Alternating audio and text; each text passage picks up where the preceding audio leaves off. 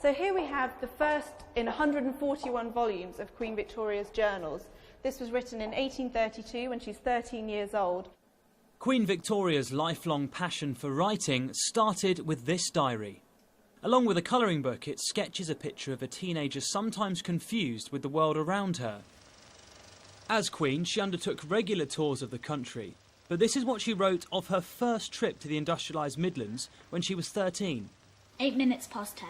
We have just changed horses at Wolverhampton, a large and dirty town, but we were received with great friendliness and pleasure. The country is very desolate everywhere. There are coals about, and the grass is quite blasted and black.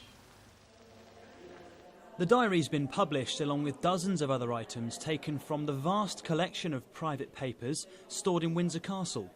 It's been 100 years since the Royal Archives were established here in the Round Tower in Windsor Castle, and what this exhibition gives us is a rare insight into the lives of British monarchs, especially when they were growing up. Not only the things they did, but the things they were thinking as well. Another entry, written by the current Queen when she was 11 years old, describes what it was like to attend her father's coronation in 1937.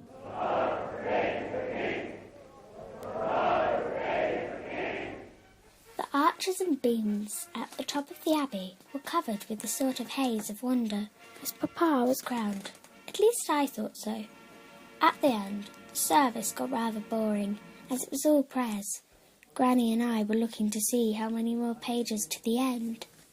Many of these documents, they were only intended for herself, and there's lots of private correspondence on display here, so they were never expected to be exhibited. But I think it's really interesting to sort of get these very honest, personal responses to moments in history.